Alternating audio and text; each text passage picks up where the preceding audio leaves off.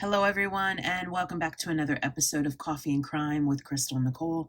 Thank you so much for joining me today. If you're new here, then welcome. I'm glad you're here. Make sure you click that subscribe button so that you never miss an upload from me. Today, we have a very well-known and sensational story for you.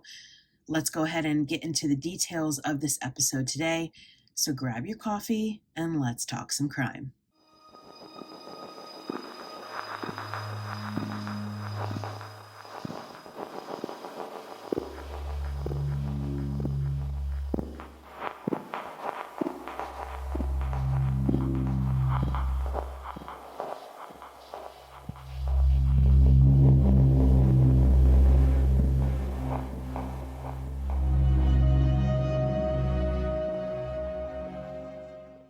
Daniel Thomas Broderick III was born on November 22nd, 1944, in Pittsburgh, Pennsylvania. He was the eldest son of a very large Irish Catholic family. He was intelligent, handsome, and focused on his goals in life. Dan was a college senior at Notre Dame in South Bend, Indiana, in pre-med, when he would meet Elizabeth, Betty, and Bishelia. Betty was a freshman at the time and had been visiting Notre Dame for a football weekend. Betty later said that she had met Dan at a party in 1965, where the two were sitting at a table surrounded by a rowdy crowd.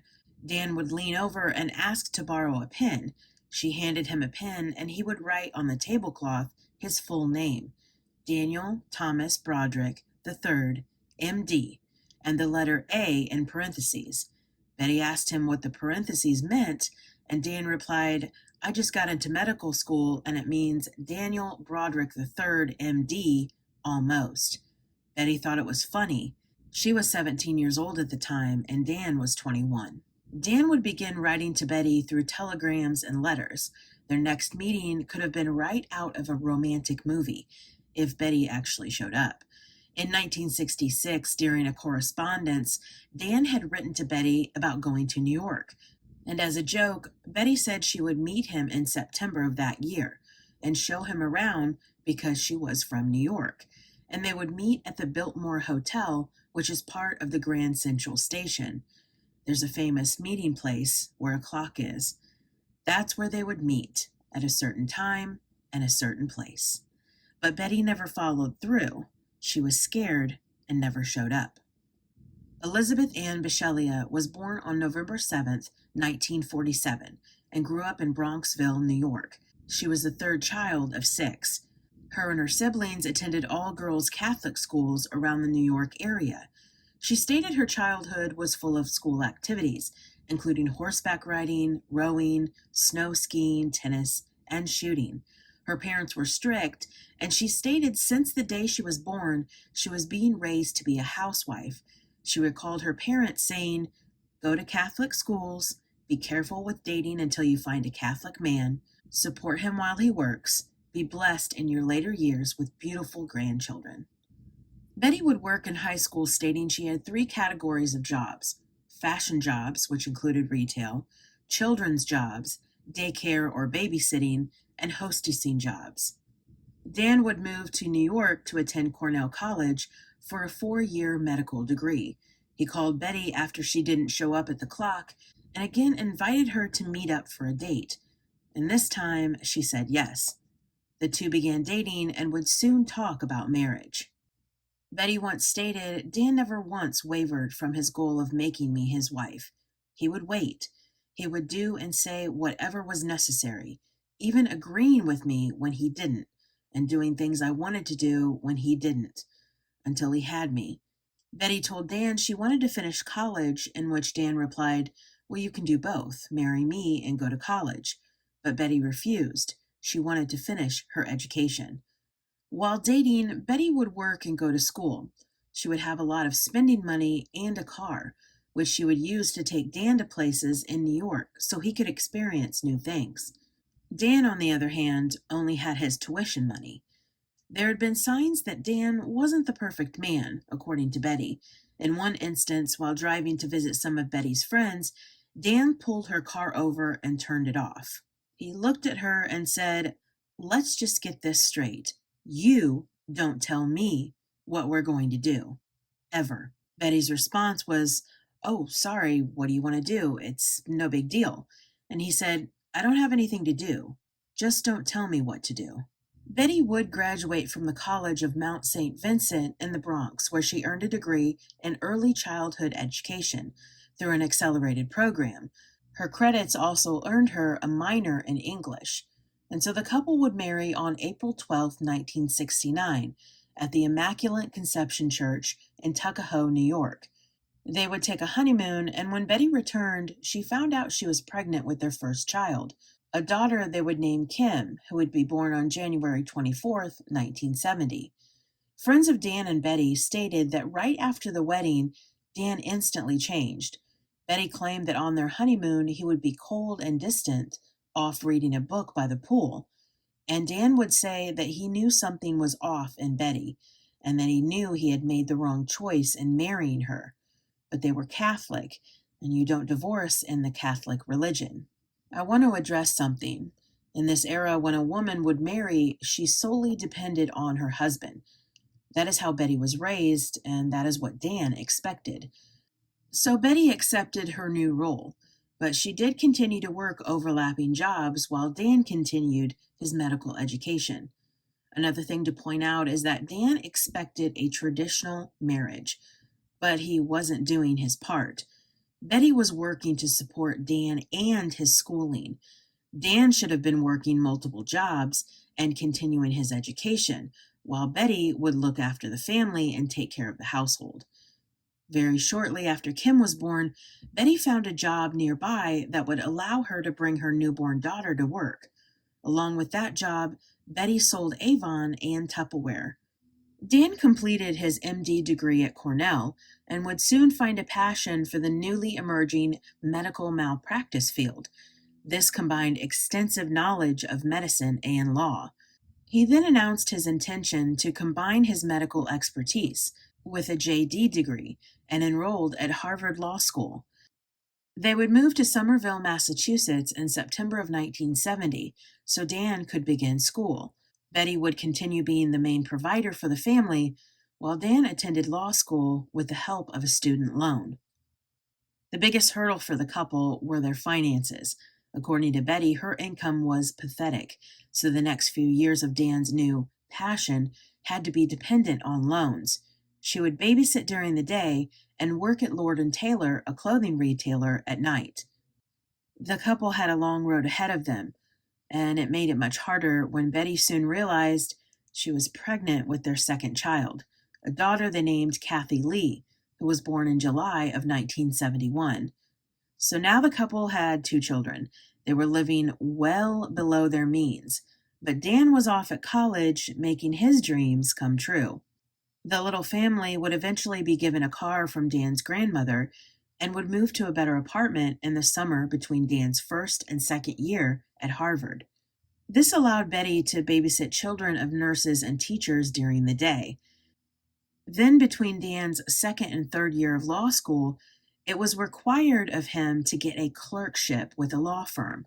So the family packed up and moved to Los Angeles, and Dan began his clerkship with the law firm Overton, Lyman, and Prince. Betty and Dan had always wanted to explore the Los Angeles area and to see if it would be a good place to sit down roots. But the couple found out quickly that Los Angeles wasn't for them. It was crowded, and the commute to the law firm was horrendous. While at a playground, Betty met a woman. The two began talking about Los Angeles, and the woman had said if she could live anywhere, it would be San Diego.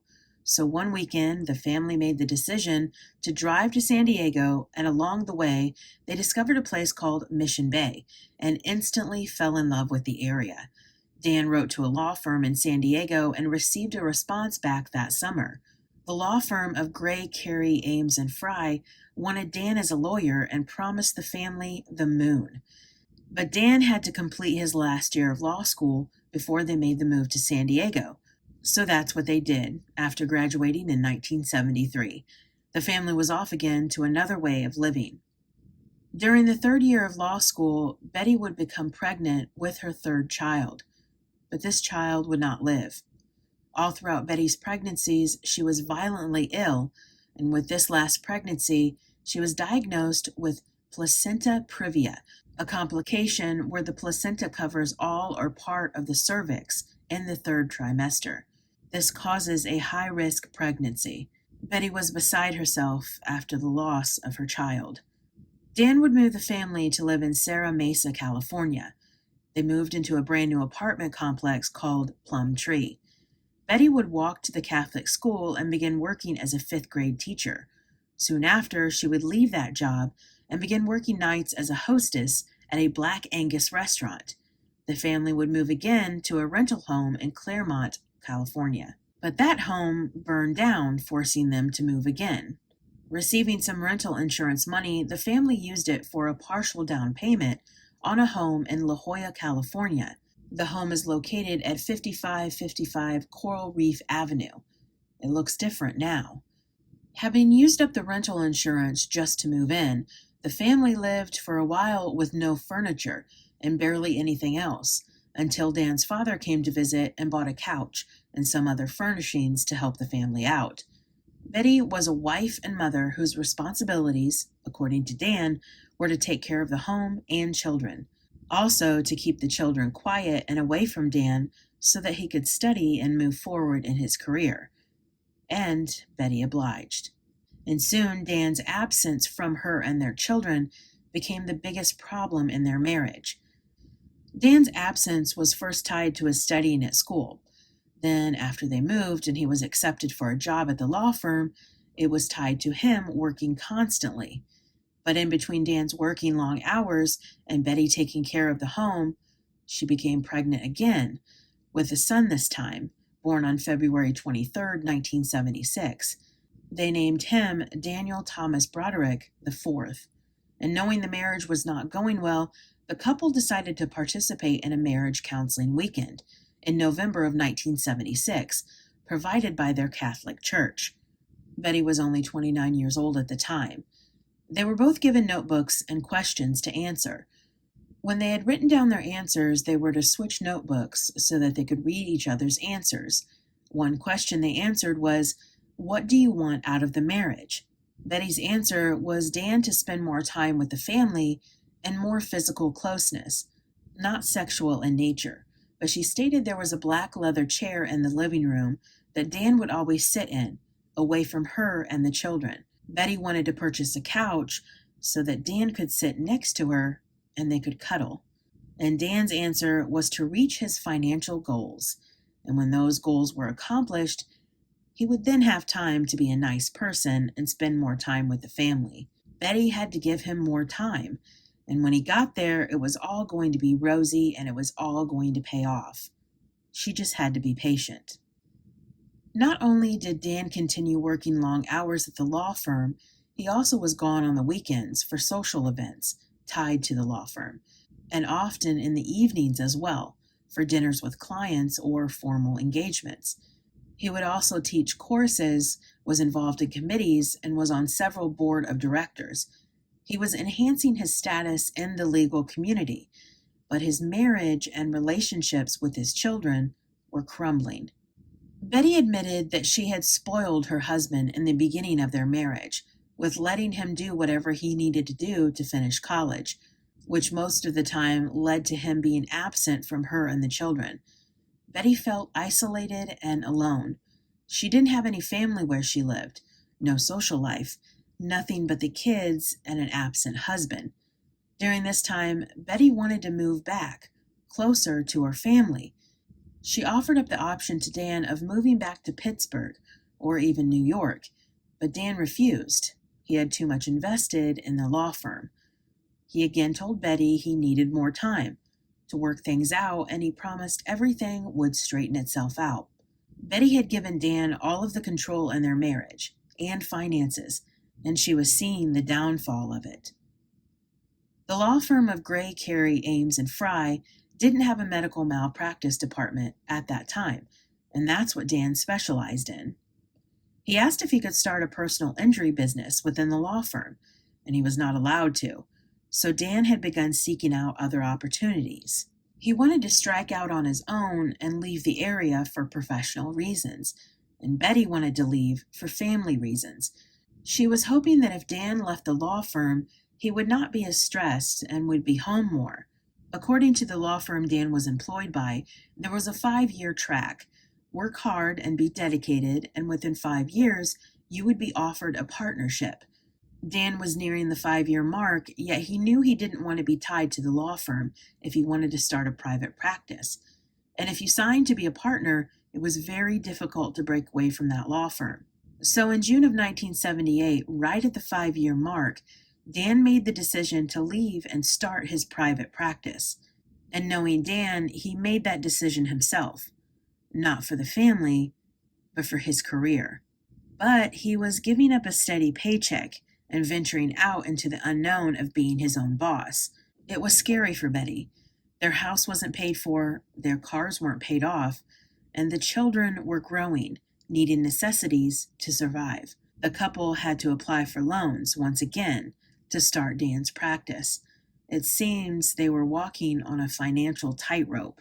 So with bills continuing to pile up, Dan rented an office and decorated it for his practice. Throughout all of this, Betty continued to work and raise the children. Since Betty's degree was in early childhood education and her children were still young, she decided to start a daycare in the family home, not only to make money, but to make sure her children were well taken care of. She called her daycare Time Out. During this time, another son, Rhett, was born on February 14th, 1979. As before, her pregnancy was difficult. Every one of her children were born breech and premature. Betty had a total of 9 pregnancies, and only 5 came to full term. After the birth of Rhett, the couple decided it was time to stop having children. So Betty had her tubes tied, and Dan, well, oddly enough, he threw a celebration for it. He also would gift her a gold necklace with a baby carriage charm engraved with "The End." By 1979 and 1980, Betty was your quintessential homemaker. She participated in school activities with her children, was involved in Girl Scouts and Boy Scouts, went on field trips, baked for fundraisers, anything she could do to be there for her children. I believe Betty was trying to overcompensate and let her children know how much she loved them. She was trying to fill the void that Dan was leaving as a father. Betty would also become involved with Dan's area of law. She participated in a bar association auxiliary for the wives of lawyers. She would give courthouse tours to school children for 5 years, in the exact same courthouse she was in while she was on trial. In the beginning of Dan's private practice, there was no income coming in. The family was living off of loans and Dan's small amount of money he made from teaching and whatever Betty was bringing in from her jobs. But Dan was becoming an expert in the law. He was attending functions, getting his name out there. Dan was a very intelligent man. He was approachable, engaging, and well-liked. It makes you wonder if everyone wears a mask like that. Because according to Betty, while he was out in the world sharing himself with others, she was at home being the dutiful wife, taking care of his children and the home. So when he would come home, he would have nothing to give to his family. When 1981 came around, Dan began to spend money, so Betty took that as a sign they were doing all right. Remember, Betty had no idea what was in the bank accounts. Dan took care of all the finances. Her daughters began high school and didn't need their mother as much. You know, those times growing up and hitting a certain age when your parents aren't cool and they embarrass you. I never went through that, but I know some of you have.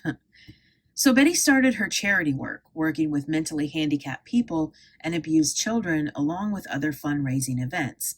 And when 1982 came around, the couple's dream of vacationing in Europe came true.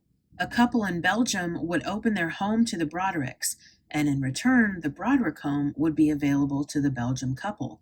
So Dan, Betty, and their daughter Kim took a trip. And by 1983, Dan began to really see the profit of his hard work. Betty described it as, "We had a lot of money." In that same year, the couple made another trip to Europe, but this time they stayed in the most expensive hotels, and Dan began to brag that he was the Count of Demone, meaning the Count of Money.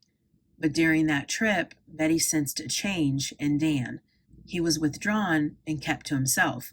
This man sacrificed his marriage and his relationship with his children to climb the, quote, corporate ladder, and succeeded. But it seemed as if it wasn't enough. But Betty just attributed this to now he's got more cases and more responsibilities. That equals more stress. In the summer of 1983, Betty took the children on a 5-week camping trip in her new 1987 red Suburban with a license plate that read, "Load 'em up," because she was always loading the vehicle with her children and their sports equipments or their other friends. During the 5-week camping trip, Dan would visit them only twice, once in Keystone, Colorado for the weekend, and the second time in Flathead Lake, Montana, where the family stayed at a dude ranch for a week. Each of these visits, Betty stated that Dan was always tired and he was being a jerk. She told him, "If you're going to be here, be here. Otherwise, just go back home. I was doing fine with the kids before. I'll just do it alone again." After the camping trip, the family returned home late one night to a cold and unwelcoming Dan. He had drastically changed again. The following day, Dan and Betty got up, got dressed, and headed to a wedding held in Laguna Beach, and that ride changed everything. Dan began telling Betty he was very, very unhappy with everything. He was unhappy with their home, unhappy with their lifestyle, unhappy with Betty, with the children. He was just not a happy person. And what came next could shake any woman. Dan told her he thought the house was tacky, their friends were boring, and that Betty was old, fat, ugly, boring, and stupid. But of course, Betty didn't see her or her life that way. She was competent, attentive, a good mother, a faithful wife, proud of her children, and high energy. But what Dan said crushed Betty. And this change happening in Dan, there was a reason, and you may have already guessed it. It was another woman, a younger woman. In the beginning of Dan's private practice, he worked alone, but in September of 1982, Dan came home and told Betty he had hired someone. Betty thought he did the right thing. Maybe now Dan wouldn't be so stressed. He would have someone to help him. But when he told her he had hired a 21-year-old woman named Linda Kolkina, Betty asked him why in the world did he hire her? She wasn't a paralegal, she wasn't a lawyer, or even a secretary. She couldn't even type. She had been answering phones in the lobby of the building that Dan had rented his office from. Linda Bernadette Kolkina was born on June 26, 1961, in Salt Lake City, Utah. She was the youngest of 4 sisters and was raised in a Catholic family. She was raised with a similar background as Betty. She was to grow up and be polite, marry a Catholic man, and have children. In 1981, Linda became a flight attendant for Delta Airlines, but after a year was fired for conduct unbecoming a Delta employee.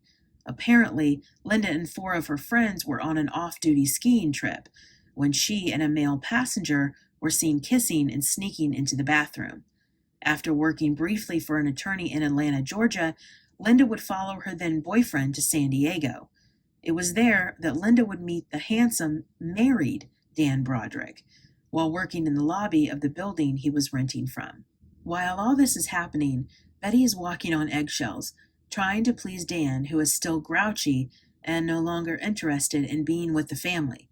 And this began to affect Betty. She was short-tempered with the children and easily irritated. Betty knew in her heart of hearts that Linda Kolkina was the cause of Dan's changes. During a party in December, Betty overheard Dan saying, "Isn't she beautiful?" So later she asked him who he was referring to, and that's when she first heard of the name Linda Kolkina. So when Dan came home and said he had hired her, Betty instantly knew he was having an affair with Linda, in which Dan denied it. But Betty had been told they had been seen together, having lunches or drinks or just out and about with each other. and Dan continued to deny the affair. And the whispers from people at the office revealed that they thought Linda looked like a younger version of Betty. Do you see it? I sure do. Betty grew extremely upset as the months went on, until she had hit her breaking point. She told Dan to get rid of Linda by October 1st, 1983. She would give him a month. She had been taking care of the kids, the home, and trying to repair her marriage, all the while knowing he was working 10 to 12 hours in his office with Linda right there beside him. But Dan repeatedly told Betty she was delusional and nothing was going on between Linda and him. Betty continued to put her foot down and told him if he didn't do what she asked, he could get out of the house. But Dan told her that this was his house and he could do whatever he wanted, and if she didn't like it, she could get out. Betty backed down and began trying to fix what Dan was so unhappy about. She couldn't do anything about being old, but she lost an unhealthy amount of weight. She quit her socializing and stayed home with the kids and tried to make Dan happy. Dan would send her to a client of his to have wrinkles taken off of her face. She had gotten braces to fix some crooked teeth, and she grew her hair longer, just like she had it when they first met in college. Betty tried to be perfect for Dan, but Dan just wasn't happy with her. Betty had never felt insecure about her looks or the way she was before she had met Dan, but now she was self-conscious, fragile, and worried all the time. Betty continued to ask Dan about Linda. She just wanted to know what Linda Kolkina had that she didn't. In my opinion, Dan had what most men dream about: a doting wife, wonderful children, and a lifestyle that provided everything you could want. But sometimes when you get what you want, it doesn't fulfill you, so you reach for other things. Linda Kolkina was young, had no children, and was exciting. And Dan saw something in Linda that Betty could never have. What that was, we'll never know.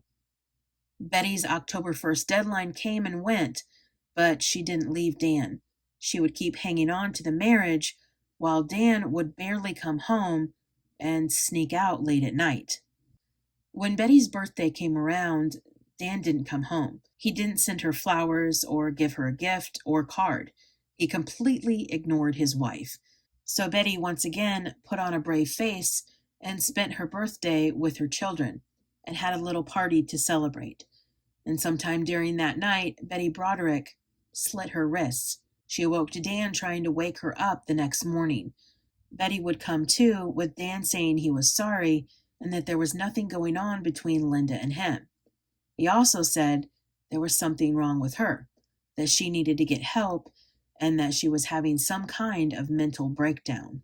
Betty agreed to go to a counselor at Dan's suggestion.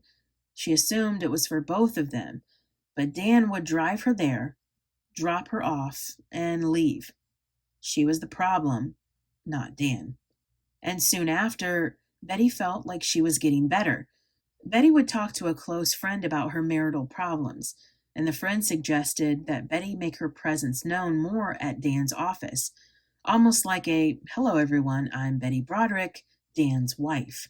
So on November 22nd, Betty went to Dan's office. It was his birthday, and she wanted to make it a special day for him, with a bottle of champagne and a bunch of presents. But it seemed as if Betty was late to the celebration. His office was trashed. Balloons, chocolate cake, decorations, and cards were strewn throughout the place. She waited for a while, then made her way to the front desk, where she asked a woman who was at the birthday party for Dan. The woman replied, "Just them." And once again, Betty knew the party was for two, Dan and Linda. She walked towards Dan's office, which had a spectacular corner view, and found that Linda had her own office with a great view right beside him. Linda Kolkina in brass letters was mounted on her office door, and when Betty walked into Linda's office, it was decorated beautifully, and on one of the walls was a picture of Dan in 1967, before Betty and him were even married. Betty waited for a while, then gave up and left. more heartbroken than ever. She returned home and took some of his clothes and threw them in the backyard, then took gasoline and lit his clothes on fire. And when Dan came home drunk, Betty tried to kick him out, but Dan once again reeled her back in. She was so worn down. And what about his clothes she burned? He didn't care. She just went out and bought him more new clothes. In 1984, the house at 5555 Coral Reef Avenue in La Jolla was found to have a cracked slab, so the family's insurance moved them out of the house and into a rental for 9 months. Unfortunately, the house was demolished due to the insurance's fault on hiring shoddy workers. The family moved to La Jolla Shores, where they lived in a rental home. So another year goes by, and on February 28, 1985, Dan would come home and tell Betty he was leaving. Betty was on the couch watching the news and casually asked, "Oh, where are you going?" not realizing Dan was telling her he was leaving the marriage. She quickly caught on as Dan began grabbing his clothes and packing them into his red Corvette. But what I found strange is that Dan would ask Betty, "Would you like me to leave tonight or in the morning?" Her remarks on the stand at her second trial was that she knew that was lawyer talk, and she told Dan, "Oh no, you leave when you want to." Basically, if Betty told him to leave, Dan could come back at her in court and say that, "She told me to leave, Judge. I didn't want to." Betty assumed Dan would go and stay in a hotel because the home on Coral Reef was still a disaster, and she also assumed that home was not livable. But again, Betty was wrong. On St. Patrick's Day, Betty would see Dan again at their rental home. He came with his brothers to pick up another one of Dan's cars. She greeted the brothers, but nothing much happened. Then that same night, Dan would visit again, but this time he would stay at the home. Then on April 15th, they would see each other again. Sitting in a restaurant, Betty wanted this meeting to be more businesslike. She asked what his intentions were. Where was she going to live? How much money will he give her for rent and food? Is he going to pay for the car? Is he going to pay the credit cards? She needed to know the plans. Remember, Dan had all the control. But according to her, Dan never mentioned a divorce or even a separation. He just needed time away from his family, and he kept denying that he was with Linda. Betty was scared of the uncertainty, but she still believed that since Dan was in his 40s, maybe he was having some kind of midlife crisis and just needed his space. She was still so hopeful. Betty never lived by herself, never paid an electric bill, and never even stayed in her college's dorm. She lived at home until she married Dan. You could say Betty was very sheltered in that aspect.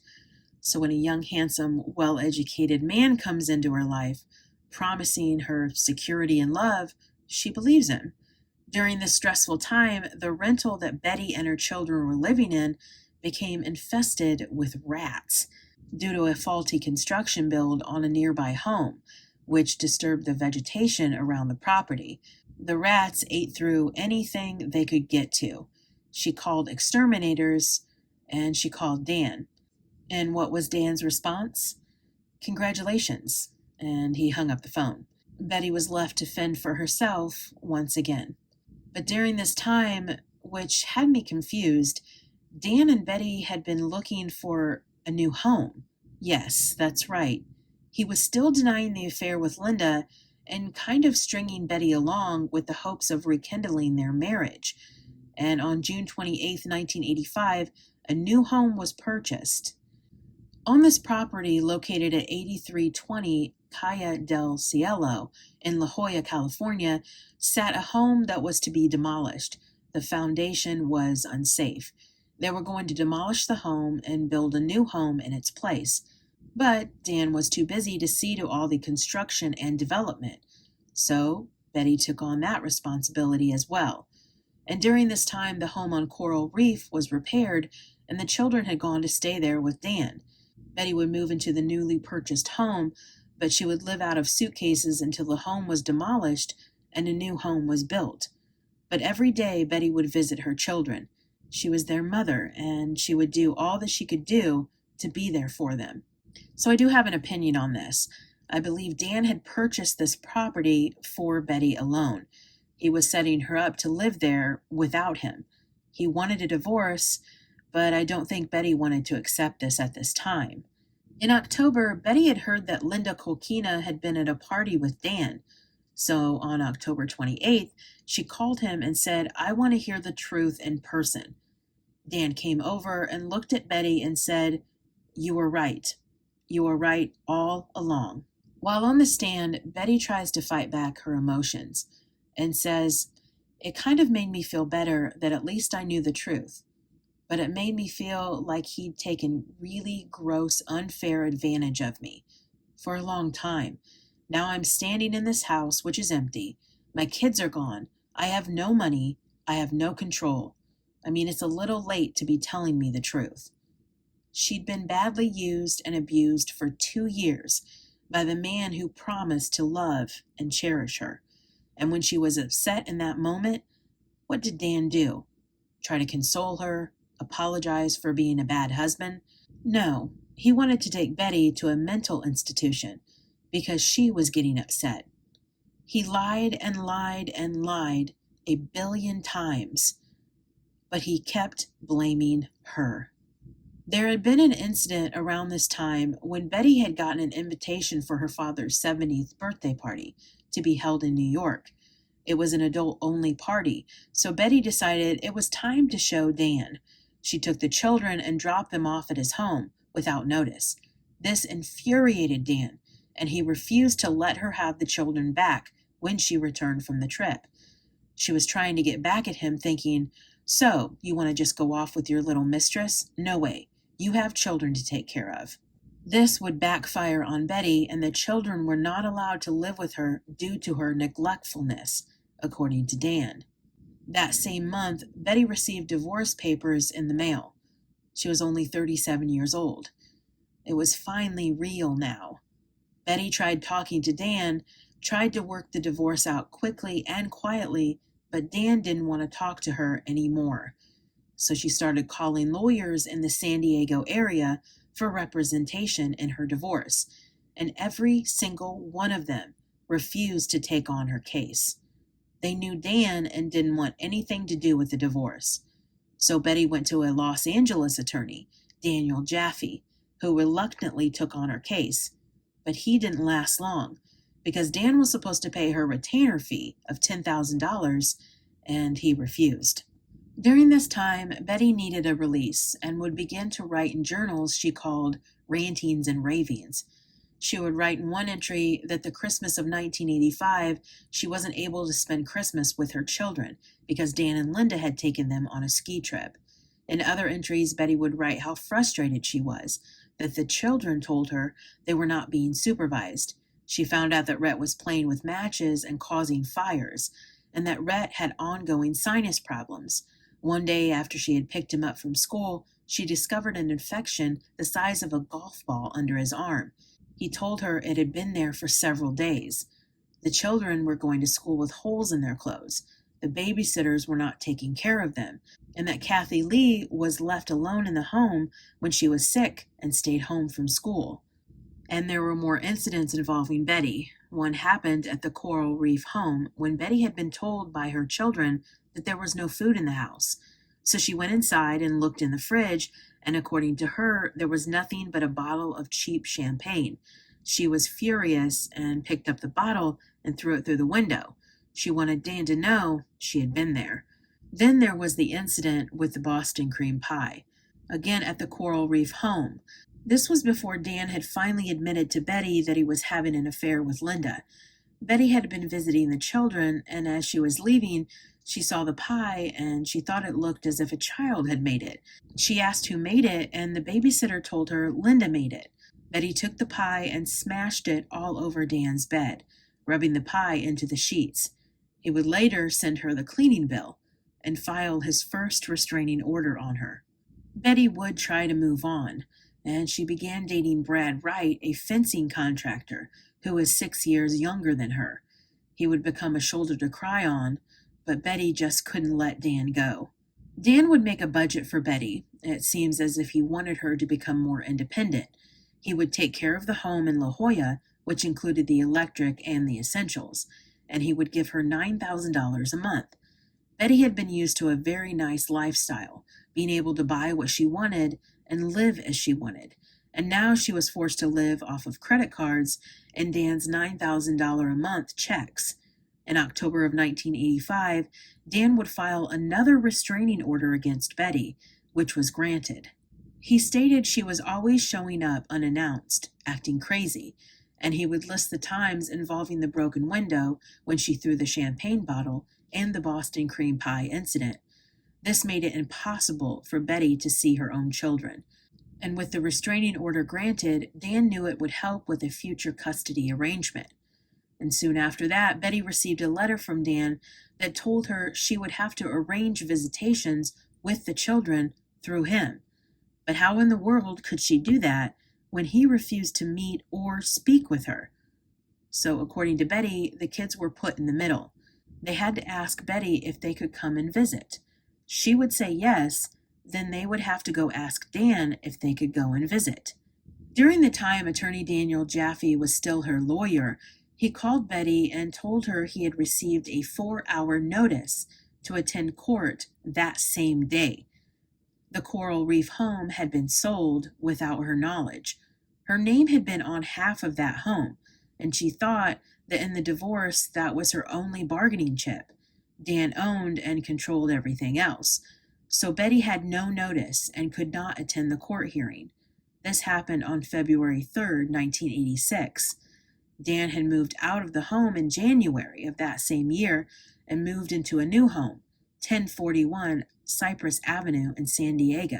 Betty drove to Dan's new home and waited for him outside. When he pulled up, his face turned white, and he told her she had 10 seconds to get off of his property. Betty said, "Wait a minute, I just want some answers. I just want to talk to you." But Dan refused. Her daughters were there to witness this incident. Betty left but came back and drove her Suburban into Dan's new home, hitting the front door. She was hysterical. Dan called the police and Betty was taken to county mental health by the request of Dan. She was held 72 hours. Within that time, she was transferred to a private facility. Betty was again backed into a corner. Dan was trying to say she was crazy, and maybe she was by this time. Her old life had slipped out of her hands, and she was so uncertain of the future. Dan would have an answering machine in his new home to record Betty's messages for evidence. He had 2 phone lines, one for him and one for the kids. The greeting for the answering machine had Linda's voice on it. Now that is Dan just being mean. Betty would call and call. She was desperate to talk to her children. When her children would call her and leave a message on her answering machine, it was always, "Where are you, Mom? I need this and I need that." Betty admitted she would leave messages of anger, cattiness, and desperation. In the summer of 1986, Betty learned the children would be shipped off to summer camps so that Dan and Linda could go on vacation. Betty wasn't consulted at all. The restraining order against Betty was still active, but that didn't stop her from seeing her children. She had shown up at Dan's home when he was on vacation in Europe with Linda because the babysitter had called her. Instead of leaving the children with their mother, Dan had hired a babysitter and had post-dated checks in the amount of $100 for each week that they were gone. But $100 for 4 children each week? That definitely wouldn't have lasted. The babysitter was panicking because Betty's daughter, Kathy Lee, had gotten sick and the children needed more food. What would you have done as a mother? So Betty went grocery shopping and brought it over to the children. She also provided cash to the babysitter for any other expenses. Betty claims she was unaware that the restraining order Dan had been granted in the past was applied to the new home, not just the Coral Reef home. But when Dan came back from his vacation and found out that Betty had visited, he was furious. In May of that same year, Betty would get a job in an art gallery, but it didn't last long. She would continue to be served papers about the divorce, and every time it happened, her nerves would be on edge. All the while, she needed to find another attorney. On November 1st, 1986, Betty drove over to Dan's home because she had found out that she was not going to receive the monthly promised check of $9,000. Once again, he told her she had 10 seconds to get off of his property, or he would call the police. She called his bluff, thinking he wouldn't call, but he did. Betty was arrested due to the restraining order. It was reported that Dan would punish Betty with money. He would take a certain amount of money away from her for leaving nasty messages, cussing, coming over to his home unannounced, the list goes on. And soon that $9,000 would dwindle, leaving her with barely anything to survive off of. Dan would also send Betty bills that added in the thousands because of her behaviors and actions. The holidays came and went with Betty not being able to see her children, except for at 9 p.m. on Thanksgiving, when the children arrived at her home because Dan and Linda were fighting. In December 1986, a court hearing had begun with Betty's new attorney, Mr. Hargraves, asking for court-ordered emergency support payments. He told Betty she could receive 30 to 40% of Dan's income, and if the children were in her custody, as much as 60%. Dan was making well over $100,000 a month, but Dan stated she was able to get along with $9,000 a month, and the judge agreed. He added a few $1,000s to the $9,000 to pay taxes. Betty was screwed. Dan had temporary custody of the children until the divorce settlement, and the judge ordered that Betty is not allowed to have visitation until she receives psychological counseling, which Betty does see a therapist.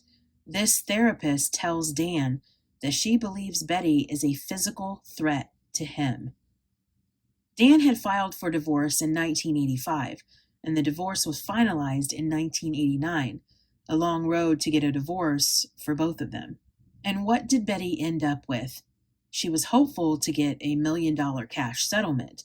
Instead, the judge says she owes Dan $750,000 to cover their joint debts. She's to get a payment of $28,000 plus monthly alimony of $16,000. She was destroyed. But the worst of it for her is that Dan receives full custody of the boys, and she gets visitation with them. Betty does get custody of 17-year-old Kathy Lee and hopes that Dan will change his mind and give over custody of the boys. Their daughter Kim is already out of the house and off at college. And on April 22, 1989, Dan Broderick married Linda Kolkina. Linda was concerned about Betty's behavior and wanted Dan to wear a bulletproof vest at their wedding, but Dan refused, although he did hire security dressed in plain clothes. Betty had claimed that Linda would taunt her by mailing her facial cream and slimming treatment ads, and one time Betty had received an anonymous letter in the mail containing a photo of Dan and Linda with the words, "Eat your heart out." She accused Linda of sending the letter. A journalist team covered the highly public divorce of Dan and Betty Broderick, and something in that interview with Dan stuck out to them. Dan had said, "This isn't going to be over until one of us is dead." In October of 1989, Betty purchased a .38 caliber Smith & Wesson revolver. She waited only 1 month. Please note that what occurred next is coming from Betty, who testified in both of her trials. On November 5th, in the early morning hours, Betty would take her daughter Kathy Lee's keys to Dan and Linda's home. Using the utility door on the side of the home instead of the front door, Betty made her way upstairs. The stairs creaked as she stepped onto the top floor landing. She entered a TV room that led to the master bedroom. Walking through the door, she encountered the couple. Betty stated that she heard Linda scream, "Call the police!" And with that, Betty screamed, "No!" and began to fire the gun. Betty accounted seeing flashes of memories and claimed to have just wanted to wake Dan up and talk to him. After Betty had emptied the gun, she grabbed the phone on the nightstand and yanked it out of the wall. She claimed that she was scared Dan would call the police and have her arrested. Betty and Dan's daughter, Kathy Lee, stated that Betty told her Dan had said, "Okay, you got me, I'm dead," while he sat up in bed, putting his hands up. The murders occurred at 5:30 a.m., 2 days before Betty's 42nd birthday, and 17 days before Dan's 45th birthday, and Linda was only 28 years old. 2 bullets hit Linda, one in the chest and one in the back of the head, killing her instantly. 1 bullet hit Dan in the chest as he was reaching for the phone. 1 bullet hit the wall and 1 bullet hit the nightstand. Betty would yank the telephone out of the wall so that Dan could not call for help, and medical evidence indicated that he did not die immediately. So if he was able to call for help, maybe he could have been saved. After the murder, Betty drove around for a while and stopped at a gas station to call a friend, then her daughter Kathy Lee. She would tell them that she was going to turn herself in. The friend immediately calls Betty's boyfriend, Brad Wright, and tells him that Betty told her she had shot Dan and Linda, but that she didn't know if they were alive or what their current state was. Brad and a family friend drove over to Dan and Linda's home. They ring the doorbell, and with no response, they climb through a window. Making their way through the house, they discover the bodies of the couple. Around 7:30 a.m., police officer Dominic Villele, along with his partner Lisa Cook, received a radio call respond to the neighborhood of Hillcrest in San Diego, California. The call was for a possible homicide, and the address was 1041 Cypress Avenue. The officers approached the beautiful colonial-style brick home and encountered 2 males. One of the men asked Officer Villele to call an ambulance. There were 2 people up in the bedroom, shot.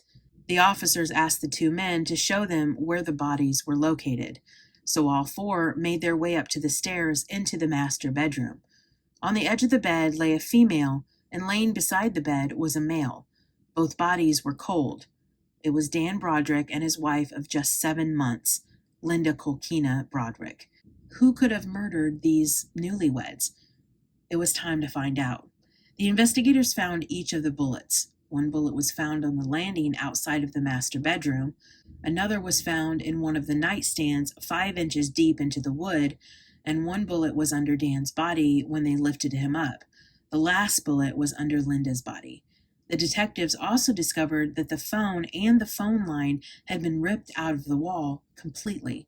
Another discovery was a family portrait off from the kitchen had been slashed, and the location of the slash was right through Dan Broderick's face. Kathy Lee would grant access for the police to enter her apartment, and in one of the bedrooms they found a purse lying on the floor, and in that purse was a Smith & Wesson .38 special caliber handgun. They seized the purse and was given a set of keys which contained keys to Betty Broderick's vehicle and her home. On November 5th, homicide detective Carlisle Mathena gained entry with a telephonic search warrant into the residence of Betty Broderick, located at 8320 Calle de Cielo, La Jolla, California. The detective was given information that there was a suicide note in the home written by Betty, and he was looking for any evidence that would indicate a motive, state of mind, or evidence for the murder. No one was at the location, and no suicide note was ever found. Items that were seized included papers on the kitchen counter, a small black gun case with multiple bullets located in the bedroom, and a photograph in a glass frame. The papers that were scattered all over the kitchen counter included an envelope and another piece of stationery on Walter Mound attorney-at-law letterhead, addressed to Elizabeth Broderick, a 3-page letter on Daniel T. Broderick stationery signed by Kathleen Cafaro, dated October 27, 1989. Another 2-page letter on Daniel's stationery signed by Kathleen Cafaro, dated November 1, 1989. A form dated November 2, 1989 from Walter Mound attorney-at-law, and a yellow legal pad with numerous pages of ink pen writings, with the 3rd, 4th, and 5th pages being torn off mid-page. The photo in the glass frame contained a picture of Dan, alongside a news clipping that read, quote, "Man in America caught with his pants down," end quote. A second search warrant was issued at a condominium located at 3133 Morning Way in La Jolla, California. No one was at this location. Papers collected there included a 3-page letter and a form from attorney-at-law Walter Mound dated October 27, 1989, a 2-page court reporter transcript regarding the marriage of Dan T. Broderick and Elizabeth A. Broderick. A 2-page letterhead from Daniel T. Broderick dated September 19, 1989, and a 1-page association of attorney regarding a notice of appeal signed by Elizabeth A. Broderick. Detective Mathena stated there were 4 to 5 stacks of papers, ranging anywhere from 3 to 8 inches tall, in the Morningway condo. He had gone through them all and picked out the papers that he felt were important to the case. Searching the residence, they found several boxes in the carport area. One item was an 8x10 photograph of the Broderick family framed in a black finish frame. A black magic marker X was across Dan's face. Betty was true to her word and turned herself in. She was taken to jail and put on suicide watch. For the first time in years, when asked how she felt about being in jail, on the stand, Betty stated she felt safe, that they locked her away from Dan and the world. She was in the cell and they were outside and they couldn't get her. The first 2 or 3 months, Betty wasn't able to hug or talk to her children, and that was torture for her. At the time, her son Daniel was 13 years old.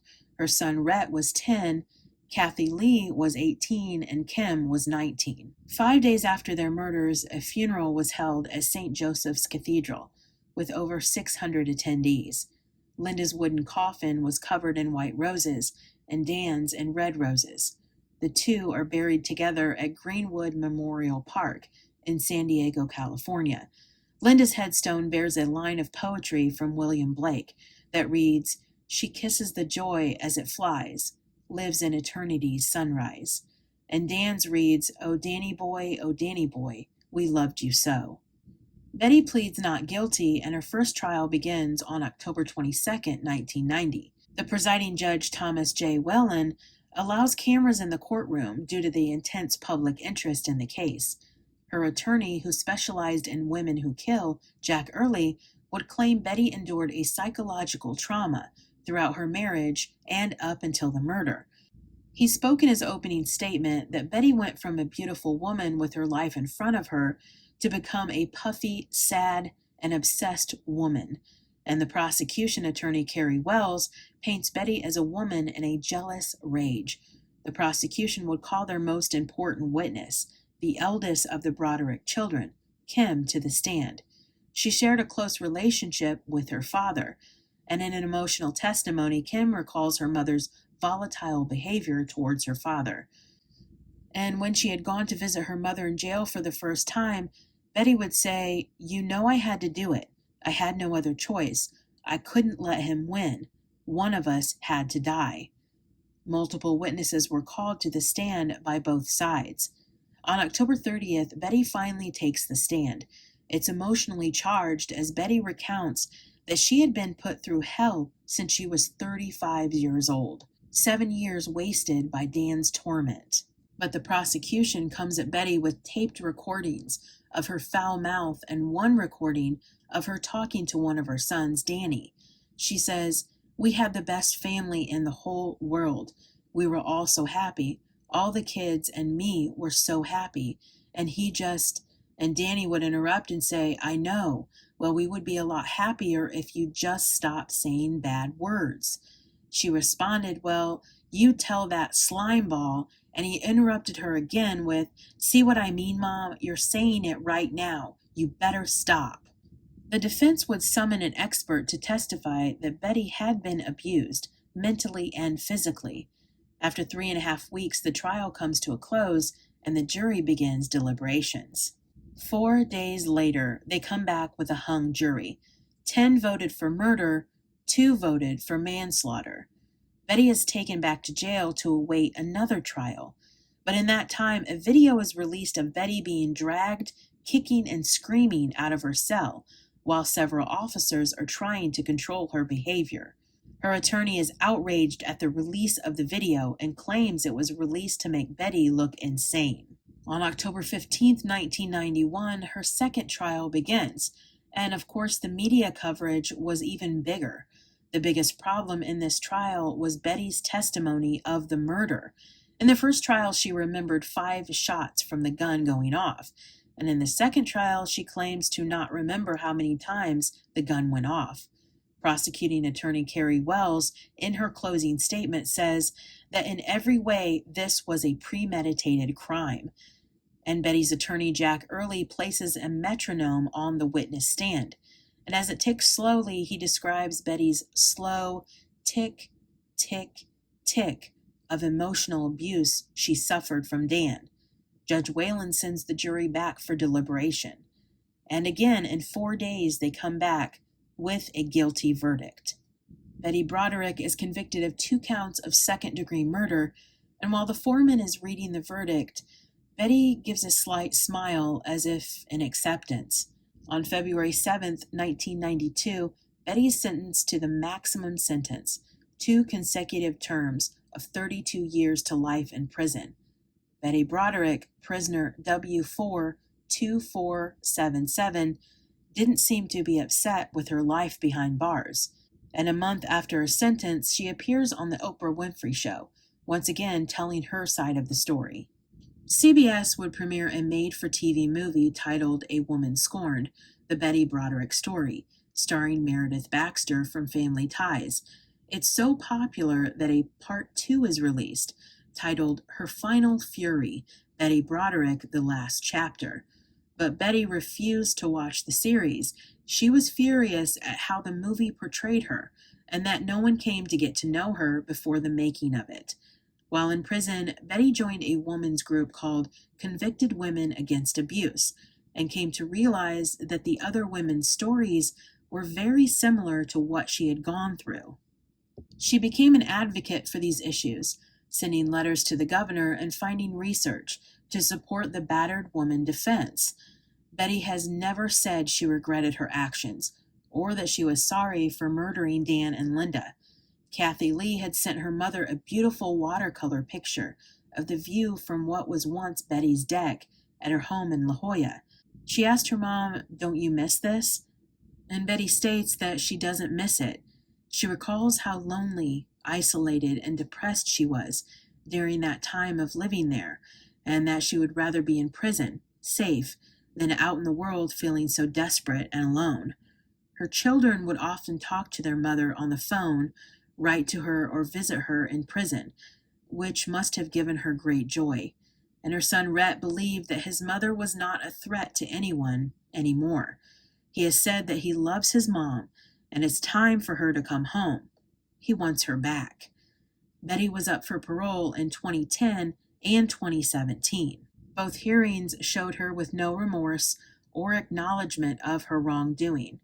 She was denied both times. Betty Ann Broderick would pass away on May 8th of this year of natural causes. She had been in custody at the California Department of Corrections and Rehabilitation. And a month before, on April 18th, she had been transferred from the California Institution for Women to a specialized medical facility in Chino, California. She was transferred there for a higher level of care, following a fall that resulted in broken ribs and septic infections. And according to her children, she was surrounded by family at the time of her death. Her children stated that, "Despite everything, we will always remember her as a fun, intelligent, engaging, and loving mother."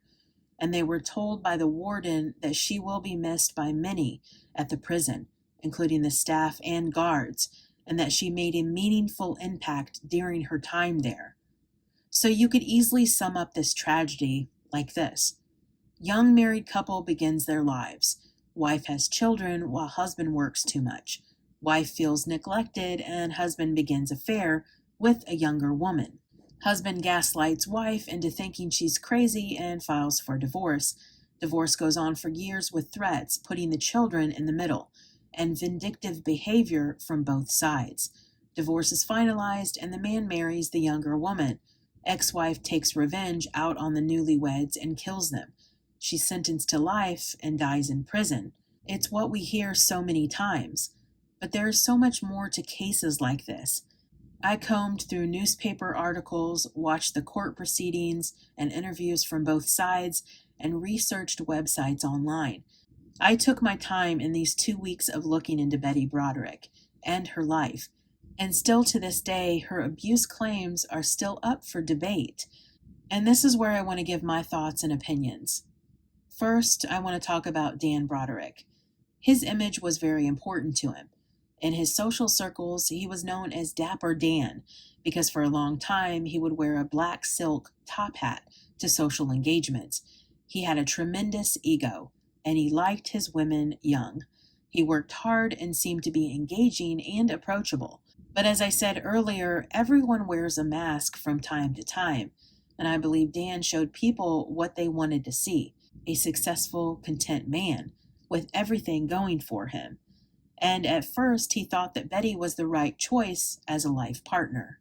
But something switched in him to where he could never be satisfied. When he became successful and wealthy, it just ignited him to go further, to be more successful and more wealthy. He just couldn't stop. And well, Betty was in the way of that. Betty wanted his time and wanted his affection, and Dan just didn't want to give anything up.